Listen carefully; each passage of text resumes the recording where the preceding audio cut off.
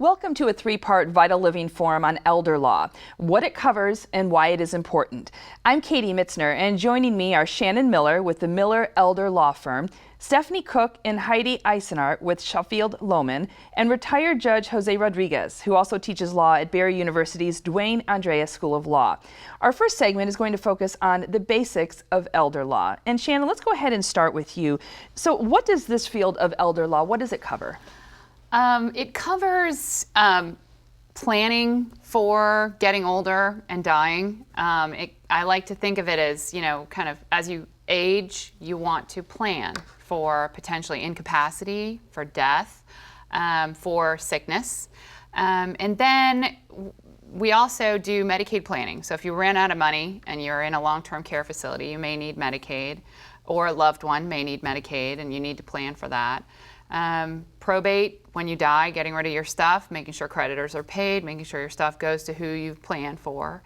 And if there are any issues related to probate or trust administration, that we might have to do some litigation as it relates to that. But that's basically the things that we do. We're planning for the end of your life and what happens after you die. So a question is, do you have to be certified in elder law to practice elder law? No, you don't. You can have very good elder law attorneys. Many are certified, many are not. But it's really, learning your craft and trying to do the right thing for people and to have the heart to protect people who are vulnerable. How would you describe that elder law differs from other legal specialties, though? I guess a big question. I think elder law is different in that it can touch, every area of law can touch with elder law. You can have corporate issues, like Shannon was saying, real estate issues, probate issues. My partner Stephanie, she has to go against exploiters and litigate and protect loved ones. You throw that in the mix with dysfunctional families and family members who maybe want to try to use an elder as a pawn. And it can make it very interesting but rewarding as well. So second families sometimes also get into the mix when you have multiple marriages and siblings or half siblings. That's when I've seen quite a bit of litigation. So let's talk about when you may need an elder law attorney. Stephanie? Sure.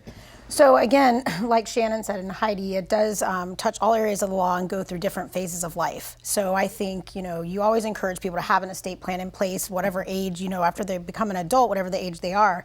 But as you age, you want to revisit that plan. Things have changed. You had additional children or you got a divorce or those life changes happen. You want to revisit that with your estate planning attorney.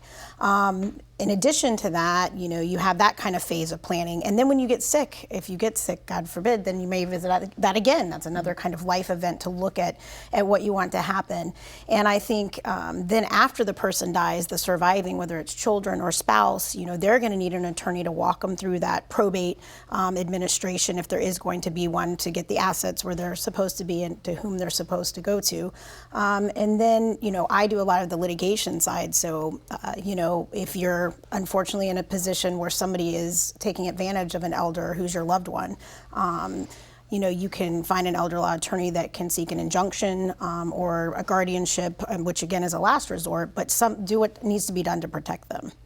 All right, would an elder law attorney, is that considered an advocate for elders? Would that be appropriate to refer to them as such? Well, it would be an advocate for the particular client, because obviously when someone hires you or when you're practicing in that area, you're certainly going to go after and protect the interests of your client. So in a way, yes, you do become an advocate of the aging population simply because of what you've chosen to do and the type of client that you serve.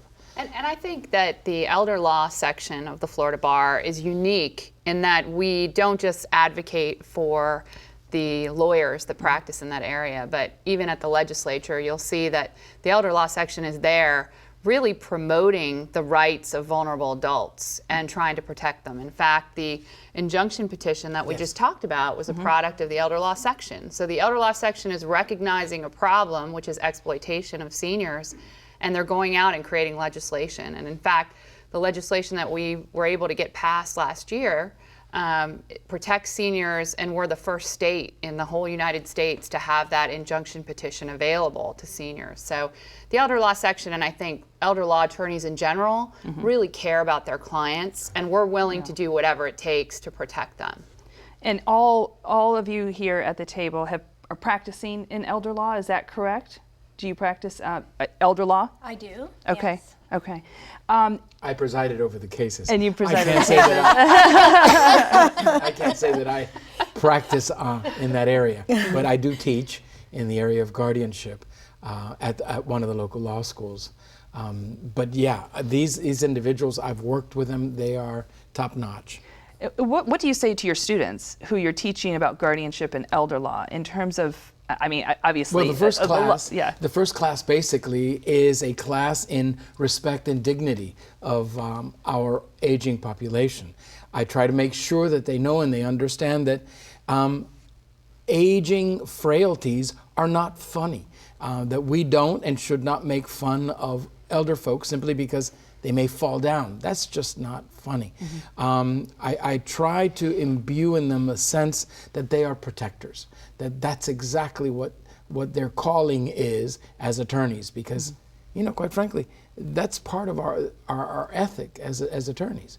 There is a line in the oath of admission that basically says that we'll not reject for any cause personal to us the cause of the oppressed.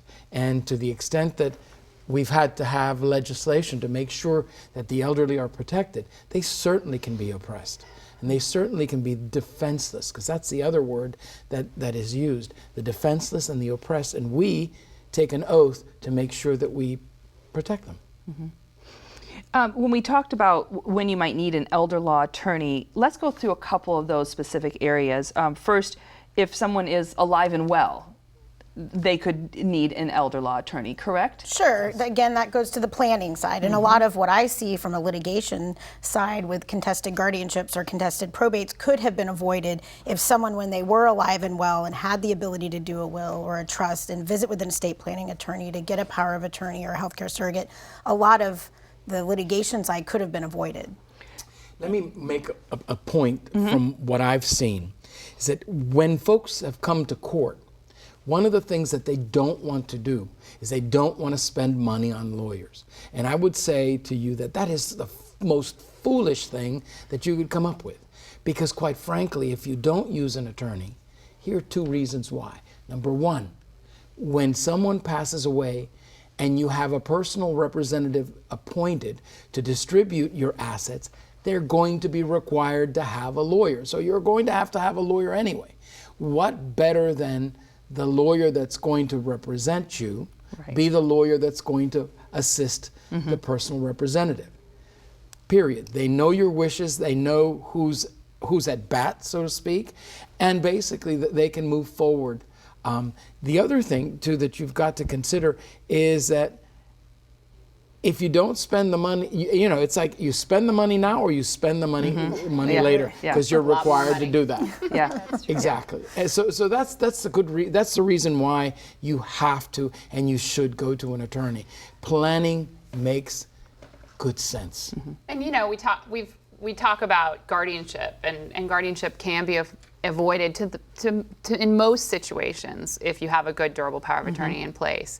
And when we talk about estate planning allows you to say how you want your money to pass. I mean, you may have one child that requires additional funds, or you may want to leave money to a special charity, or there may be things that you want to do that you're going to have a will in order for those goals to be accomplished.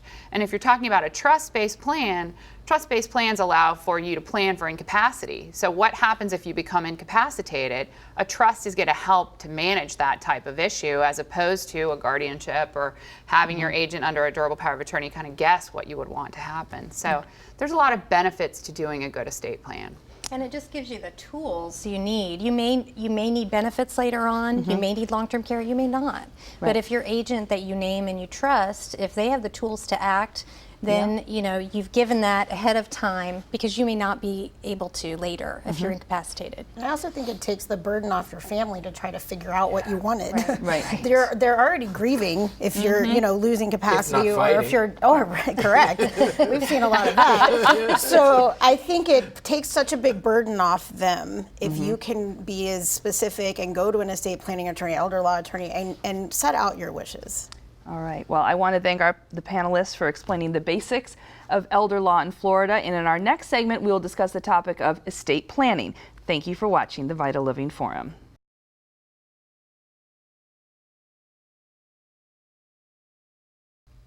Welcome to the Vital Living Forum on Elder Law. In this second segment, we focus on estate planning. I'm Katie Mitzner, and I'd like to welcome back Shannon Miller with the Miller Elder Law Firm, Stephanie Cook and Heidi Eisenhart with Sheffield Lohman, and retired Judge Jose Rodriguez, who also teaches law at Barry University's Duane Andreas School of Law. So, Judge, we're going to go ahead and start with you in this segment. Let's start off with, how would you define estate planning? Well, estate planning is basically what these folks do, which is basically bring to the court the result of what they've done with their clients to map out where they want to go, should there be a need to distribute assets after death, or to plan before death in the event of incapacity or in the event of illness, how they want to be treated. It's about how you want your assets. It's about how you want to be treated. It's about your life when you can't basically tell everybody what your wishes are. Your estate planning, elder law, basically provides that vehicle. So it's not just from a financial standpoint, correct? Correct. It's medical. It's if you have a business, who's going to take over the business after you're gone, or if you're incapacitated, all of those things. The whole idea is that your intent, your desires, your wishes are absolutely laid out by the planning that you've done. You don't have to be 800 years old like me. You can just be in your early 40s, having children, or have had children, and wanting to make a decision as to, if you pass away before your children reach the age of majority, who's going to be responsible for them as well. Those are all types of issues that the planning section of estate planning deals with. And what about a will? So if we were to compare a will and estate planning. Heidi? Yeah. Well, a will is a document that where you leave your property to someone, okay? But it's only a small part of your estate planning. A will is a public document. It's filed on the public record after you die. 10 days of death, you file the will. A trust, for instance, is a private document, and it is not filed on the public record. Along with that, many good estate planners will do a pre-need guardian and a healthcare surrogate and a living will and the whole package. So you're covering the financial issues and the healthcare issues, long-term care issues. If you need a guardian, who would be your guardian? Who would be your choice? That's really important. Now, when we talk about assets, how do you determine which assets are governed by which document? So, for example, with a trust, it takes kind of one more step than maybe what would go into a probate under a will. So with a trust, you've got to title those assets into the trust or put them in the trust. Whereas with a will, that's going to cover non-trust assets, assets that don't have beneficiary designations, like a life insurance policy or bank account. Your motorcycle. So it's your motorcycle. So it's the titling on the account that matters. And a general rule is if it's not titled, it is going to go into the estate side or the probate. But if I can interject a little bit, and I think this is a problem that we see quite often, is that sometimes people will title things like joint accounts with a loved one, thinking that they are going to add like one of their children to a bank account, and when they die, that child will then distribute what's left in that bank account. You see why we're laughing? This is a lawyer joke, right? Yeah. So they think that child's going to distribute it to the other 2 children who are not named on the bank account. And as you can see from this discussion, that is not going to happen. Mm-hmm. So we do encourage people to understand, what does it mean when you title an asset in a certain way, like an account? Because if you go to the bank and you ask the banker, they're going to say, oh, the easiest thing is just to add your daughter to the account. And that way, if you become incapacitated, your daughter's going to be able to manage that account for you. But the deal is that when you die, that account is going to be then owned by that child that you've named. And if you become incapacitated, that child that you named may or may not use those funds the way that you would have wanted them to use those funds. So titling of assets becomes incredibly important, and an estate planning attorney is going to sit down with you with all your stuff and make recommendations for you for what the best fit is for you. Is it a will? Is it a trust? Should you title accounts like this? Should you use a power of attorney to go onto that account instead of titling someone on the account with you jointly? Should you use pay on death designations instead of joint account status? All of those kinds of considerations are going to happen when you sit down with an estate planning attorney. Well, and I'd like to add too, what you're saying, there's also an extra element of liability. If you have a daughter, let's say on a joint account with you, and the daughter gets in trouble with the IRS or gets in a car accident, those funds could be at risk, and people don't understand that. And so along with the estate planning issues, there's all kinds of issues with putting funds at risk if you add someone's name from a liability standpoint or from a Medicaid gifting standpoint. Good point. Good point. And I also think it's important to really talk through and think through who you want to be in charge of the trust or the probate. I mean, if you have 2 children that have hated each other for 20 years, you probably don't want to make them in charge together, not unless you want to hire me. Or even not hated each other, but that they have had friction. And the only way that friction has been avoided is because there's been mom and dad to say, don't you do that, treat each other nicely, be good. There's quite a bit of smoldering that siblings have that you as a parent have to have an understanding. You've got to know the sibs. And parents often think, well, I want to be fair. Well, you being fair may cost your estate a whole lot of money. It's better to think it through and think about what the best decision is. And sometimes it's an independent person. And sometimes we say, you always hear, the elder law attorneys always hear, well, my sister then got the biggest birthday present when they're 5, and they go back, and this stuff comes back. Yes. It's like crazy because you have the patriarch or the matriarch in the family who's, like you said, keeping things under control. Then you have a shift. You have an incapacity or a death, and then the dynamics change. And people start finding a different spot in the family and taking control. Now, are there any documents that are not part of a will or a trust that you want to bring out? Heidi mentioned a pre-need guardian, but that again is planning, but it's more on the guardianship side. And you have to have capacity. And all it does is it basically puts your intent on paper. The judge, once you need a guardian, is not required to go ahead and follow your wishes.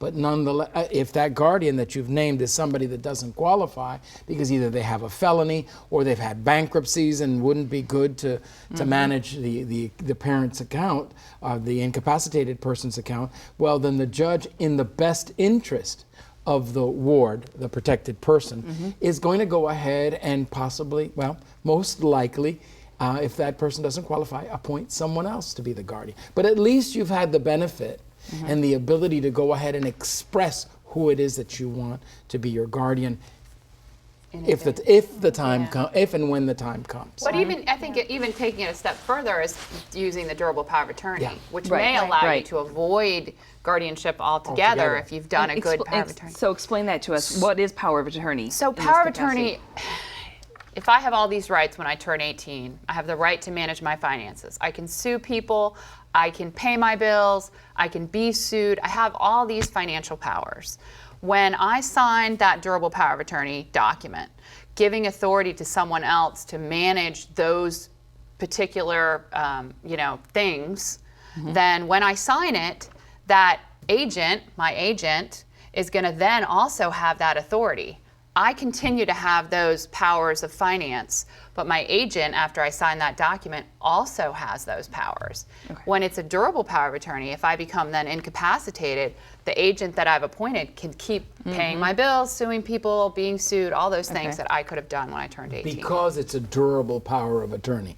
And there's certain, again, your lawyer knows what language needs to go into that power of attorney to make it durable so that it survives your incapacity. And similar would be a healthcare surrogate designation. So that's, we talked about the financial side. Then on the healthcare side would be naming someone who you want to make those medical decisions if you're not able to make them. And you think about, you may have a child that's a nurse or somebody who's very touchy-feely. They're not good with money, okay? So you may want to name them to honor your wishes under a living will or a healthcare surrogate designation. You may have a child that's really good with money. But then you have to consider, if the touchy-feely child wants to put you in the best facility, will the child running the money say, well, no, that's kind of eating into our inheritance, maybe I don't want to use the money for that. So there's all of these considerations when you have the family dynamics. A balance. A balance. But that living will is another document that we want to make sure and distinguish. A living will is not the same as a will. So a last will and testament is what's going to happen when you die with your stuff.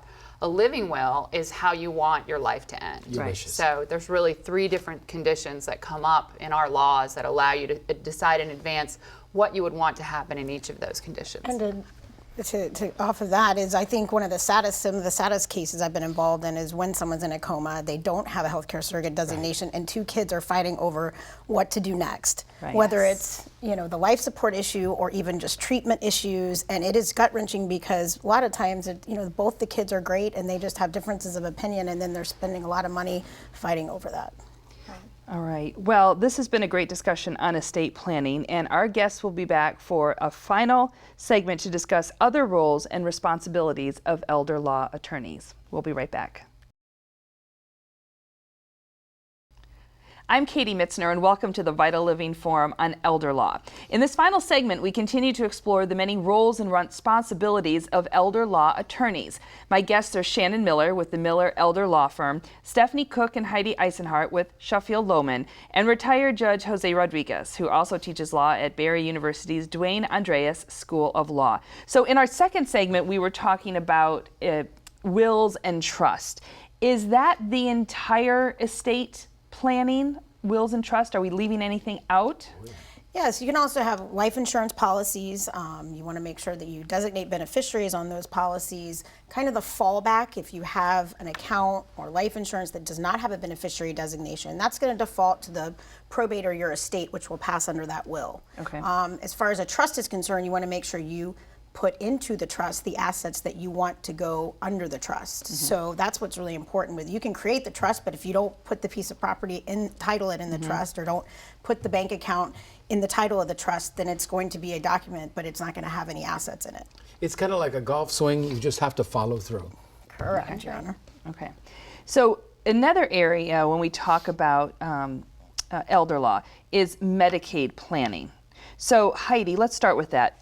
What is Medicaid planning and why is it important as part of that process? Well, Medicaid planning will allow your agent or someone acting on your behalf to help pay for long-term care costs. And so what we were talking about in the prior segment is you want to have the tools in place from an estate planning perspective to be able to have your agent act.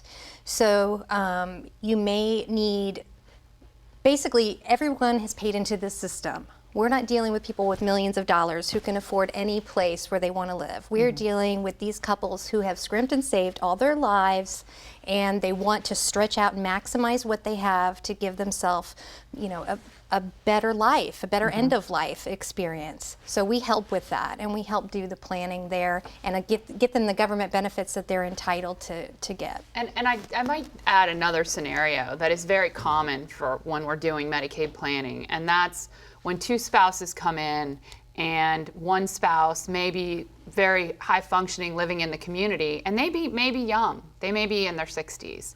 And then they have a spouse who may be older or very sick. They may have a condition that's difficult, like Alzheimer's disease, which can last 10 years and can be very debilitating. And that community spouse may be looking forward to their lifespan. If they're in their mid-60s, they may be looking at another 30 years of life where all their assets are going to pay for that sick spouse to have long-term care. The average cost of nursing home care in the state of Florida, $9,171 a month. Wow. Like, most of us can't afford that. Now, if that community spouse is spending all their assets on providing that long-term care for that spouse that's in need, that community spouse isn't going to have enough to live on for the end of their life. Yeah. So this idea of long-term care, this idea that spouses are not responsible for the debts of their spouses, their medical debts, this allows us to plan for those types of situations that come along. And it's never fun. When you have a client walk in and one of them has Parkinson's and the other one is completely healthy, those are situations where your heart wrenches. But there are things that we can do, and that's what Medicaid planning is for.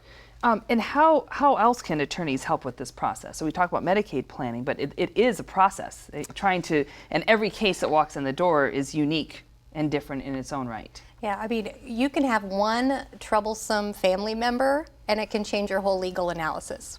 Okay. Which is very interesting, and I think that's what makes us enjoy what we do. A lot of attorneys, frankly, don't want to do this area. There's a lot of hand-holding. There's a lot of tears. You're dealing with people at the worst times of their lives, many times. And so you want to find somebody that's going to be empathetic and try to pull all the tools out of the toolbox that they can possibly use to help. And if you're looking for an attorney, make sure that it's somebody that has the type of experience doing this exact same type of work, because it's hyper specialized and it is a trap for the unwary. Lawyers can get into trouble and wind up losing their license or having their license restricted because they walk into Medicaid planning without knowing what they're doing. It is extremely important when you interview a lawyer to find out how many of these have you done, how often have you done them, and if their clients are willing to talk to you about them, to ask if they've got some clients that they would want to, well, give them a reference so that you know the type of depth of knowledge and understanding. This is a really difficult area to work in, and not every lawyer does it, or even does it well. So what are some of the legal documents necessary to ensure that wishes are followed? Sure, we've talked about a number of them, but I think your will and your trust, but the pre-need guardian designation, I think is very important, because when you get in a situation where someone needs a guardianship, even when it is a last resort, but it's necessary. If you have two siblings sitting there, both of them fighting over who wants to be in charge because they, one hit the other at 8 years old, now they're 40 and they're still mad about it. If mom or dad has said, I want this person, I prefer this person, there's going to be a presumption it's that person. We talked about, basically making sure that you get your assets, into the trust, or beneficiary designations. The healthcare surrogate, again, I think is really important. And to begin, you just tickled something in my brain that basically says, not only do you have to get your assets together, but you have to know where they are, and you've got to keep a running tally and a running list. And one of the things that nowadays, because we're modern now in the 21st century, is your digital assets. You need to make sure that somebody knows, and that you have a list of all your passwords and somebody that you can give them to, so that when you pass away, there may be things in your accounts that you need someone to get. And your power of attorney and a lot of the documents now that we draft allow access to digital assets, which is really important. And so I think many of us have added that in the last few years. And one other thing that we haven't really talked about yet is something called an enhanced life estate deed, which becomes an amazing planning tool that a lot of elder law attorneys are using. And that it's a deed that allows you, if you have homestead property and you want to give it to your children, but you don't want them to have to go through a probate process, it allows you to actually give that property to, let's say, your 3 children, but retain all the rights of ownership. So you can still sell the property, you can still get a mortgage on it. Anything that you can do with the property right now, you continue to be able to do. But when you die, those strings are cut and the property becomes owned by those 3 children without going through a probate process, Right. without having to mow the lawn for 9 months, without having to deal with creditor, potential fake claims, that sort of thing. So it is one more tool that we have in our toolbox that I think is really used a lot by estate planning attorneys. And it's brilliant, and it happens in Florida because we have homestead, and that is just something that is. If you want to move here, that's one of the reasons. If you're older and you want to move here, because of homestead, And it I'll does gi- protect. Yeah, I'll give you an example. Let's say you go to an attorney and they don't understand homestead. We have something called the constitutional protection against Yes. creditors' claims at death for natural persons. So you can make sure if you don't direct sale of your home in your will, it can pass free of creditors' claims to your relatives. Okay. So if you go to an attorney that doesn't understand homestead and they throw a will together and they direct that it be sold, you just subjected Lost. it to claims Yeah. of creditors. So Right. there's all of those issues too that we have to deal with when we're planning. Well, to that point, I think another reason to get an elder law attorney, a lot of people go online and they print out forms and they Ay, fill ay, them out, and they think, I don't want to spend that extra, a couple $100, whatever it is, and then after they pass, their children realize that Pay it's now not or valid, pay and later. now they're going to pay a whole lot more to go through that process. And so let me just ask one final thing. How do you find a qualified elder law attorney? What would be the best way to go about doing that? You can, I think one of a good way is to ask attorneys in that community, in that area, particularly if you're looking for a litigation attorney, ask maybe an estate planning attorney, or if they do both. But I think you can go on the county's website, Orange County Bar, these things. But I think asking around to different attorneys, because even though they may not do that area, they tend to They'll kind of know. know who, who would be good. What do you think? They'll There's know, also yes. something called the National Academy of Elder Law Attorneys, and it's a pretty good resource. And they have attorneys listed by state and by city and state. So if you need an elder law attorney in another state, sometimes we direct clients there. That's NALA.com. Yes. Okay. Yeah. All right. It's Mainly. very good. Well, thank you to everyone here for being a part of this Vital Living Forum, and thank you for watching this third and final segment on elder law. We also have a 3-part companion series on the Florida guardianship process. And to find out more, you can visit orangetvfl.net. We'll see you next time on the Vital Living Forum. Thanks again.